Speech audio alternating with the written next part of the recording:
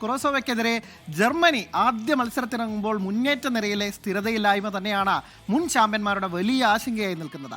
ഒരു കാലത്ത് എതിരാളികൾക്ക് പേടി സ്വപ്നമായ ജർമ്മൻ ആക്രമണ ഫുട്ബോൾ ഇന്ന് പേരിന് മാത്രമാണ്. സ്ട്രൈക്കർ റോളിൽ നഗൽസ്മാൻ ആരെ കളത്തിലിറക്കും എന്ന കാര്യത്തിലും ആകാംക്ഷയുണ്ട്. നമ്മുടെ മുഹമ്മദ് മുഹസിൻ തയ്യാറാക്കിയ മുഹസിൻ തയ്യാറാക്കിയ ആ എക്സ്പ്ലെയിനറിലേക്ക്.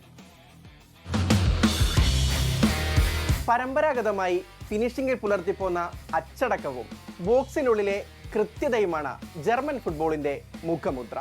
എന്നാൽ ഇന്ന് ടീം നേരിടുന്ന ഏറ്റവും വലിയ വെല്ലുവിളി കൃത്യമായി പന്ത് വലയിലെത്തിക്കാൻ കെൽപ്പുള്ള ഒരു ക്ലിനിക്കൽ നമ്പർ 9 സ്ട്രൈക്കറുടെ അഭാവമാണ്. ക്ലോസയുടെ വിരമിക്കലിന് ശേഷം ജർമ്മൻ ഫുട്ബോളിൽ സംഭവിച്ച മാറ്റങ്ങളാണ് ഇതിനു കാരണം. ഫ്രണ്ട് ത്രീയിൽ കളി നിയന്ത്രിച്ചിരുന്ന അറ്റാക്കിംഗ് ശൈലി മാറ്റി 3 ബാക്ക് ഫോർമേഷനിലേക്ക് ജർമ്മൻ ഫുട്ബോൾ മാറിയത് മുന്നേറ്റ നിരയെ കൂടുതൽ ദുർബലമാക്കി.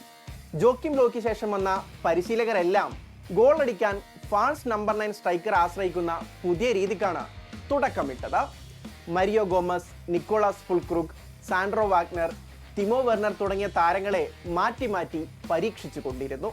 2018, 2022 ലോകകപ്പുകളിൽ ഒരു പ്രോപ്പർ സ്ട്രൈക്കർ ഇല്ലാതെ ഇറങ്ങിയ ജർമ്മനി ഗ്രൂപ്പ് റൗണ്ടിൽ തന്നെ 2 ലോകകപ്പിലും വീണു.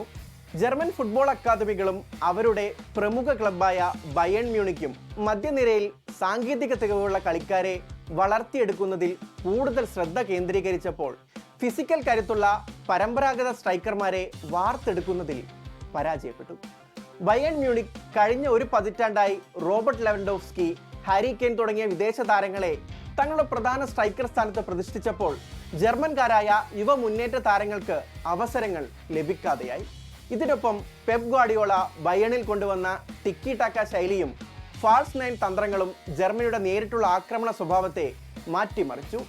തോമസ് മുള്ളറുടെ റൗണ്ട് ദേഡർ ശൈലിയുടെ പ്രഭാവം പ്രായം കൂടിക്കൂടി വന്നതോടെ അവസാനിച്ചതും ഈ പ്രതിസന്ധിക്ക് ആക്കം കൂട്ടി. നിലവിലെ ജർമ്മൻ അറ്റാക്കിംഗ് നിരയെ പരിശോധിച്ചാൽ പരിശീലകൻ ജൂലിയൻ നഗൽസ്മാൻ ഏറ്റവും കൂടുതൽ ആശ്രയിക്കുന്നത് ആഴ്സണൽ താരമായ കായ് ഹവേർട്സിനെയാണ്. സാങ്കേതികമായി മികച്ച കളിക്കാരനാണെങ്കിലും ഹാവേർട്സ് ഒരു സ്വാഭാവിക സ്ട്രൈക്കർ അല്ലാത്തത് തിരിച്ചടിയാണ്. മധ്യനിരയിലേക്ക് ഇറങ്ങി വന്ന് കളി മെനയുകയും വിങ്ങർമാർക്ക് ഗോൾ അടിക്കുന്നതിൽ വഴി തുറക്കുകയും ചെയ്യുന്ന ശൈലിയാണ് താരം പിന്തുടരുന്നത്. ലിങ്ക് പ്ലേയിലും പാസിംഗിലും തിളങ്ങുമെങ്കിലും ഒരു പരമ്പരാഗത സ്ട്രൈക്കറെ പോലെ എതിർ ബോക്സിനുള്ളിൽ നിരന്തരം ഗോൾ സ്കോറിംഗ് ഭീഷണി ഉയർത്താൻ ഹവേർട്സിന് പലപ്പോഴും സാധിക്കാറില്ല.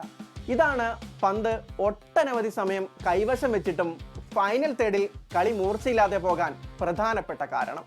നിലവിൽ ഡെന്നിസ് ഉണ്ടാവ്, നിക് വോൾട്ടമാഡെ തുടങ്ങിയ താരങ്ങൾ അവസരം കാത്തു ബെഞ്ചിലുണ്ടെങ്കിലും വലിയ മത്സരങ്ങളിൽ നഗൽസ്മാൻ പരീക്ഷണത്തിന് മുതിർന്നേക്കില്ല.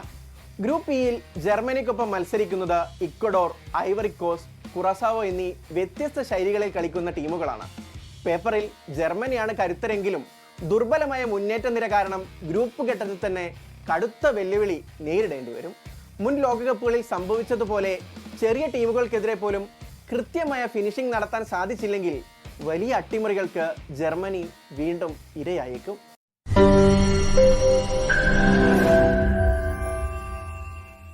ലോകത്തെവിടെയായാലും ഏത് സമയത്തും 24 വാർത്തകളും ഓഗ്മെന്റഡ് റിയാലിറ്റി പാക്കേജുകളും എക്സ്പ്ലെയിനറുകളും വിശദമായി കാണാൻ ഞങ്ങളുടെ യൂട്യൂബ് ചാനൽ നിങ്ങൾക്ക് സബ്സ്ക്രൈബ് ചെയ്യാം.